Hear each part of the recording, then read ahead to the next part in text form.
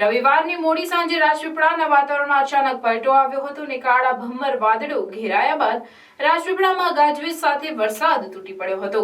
ધોધમાર વરસાદ બાદ રાજપીપળામાં જળબંબાકારની સ્થિતિ સર્જાઈ હતી। રાજપીપળામાં નીચાણવાળા વિસ્તારોમાં પાણી ભરાયા હતા, જેને કારણે લોકોમાં દોડધામ મચી ગઈ હતી। જો કે નર્મદા પંથકમાં ખેતીલાયક સારા વરસાદથી ખેડૂતોમાં આનંદની લાગણી જોવા મળી હતી।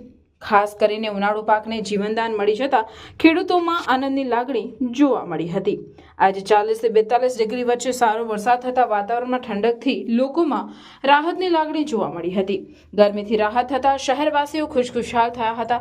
બીજી તરફ સ્ટેચ્યુ ઓફ યુનિટી અને એકતાનગરમાં ભારે પવન સાથે ધમાકેદાર વરસાદ થયો હતો। ગરમીમાં ભારે રાહત થતા પ્રવાસીઓ ગેલમાં આવી ગયા હતા। નર્મદામાં રાજપીપળા ઉપરાંત સાગબારા ડેડિયાપાડા વિસ્તારમાં પણ સારો વરસાદ થયાના અહેવાલ છે।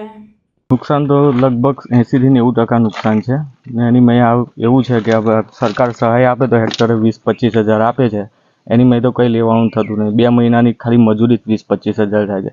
એટલે સરકારને અમારી વિનંતી કે સરકાર ખરેખર આ વસ્તુની અંદર નુકસાન જોઈ ને જે પ્રમાણે નુકસાન થયું છે એ પ્રમાણે પૂરેપૂરી રાહત આપે અને એમાં પૂરેપૂરો ખર્ચા નીકળી જાય એ રીતનું આપે તો ખેડૂત માટે સાચા સમાચાર કહેવાય। શું નુકસાન થયું છે? કેરો બધી હોઈ ગઈ છે।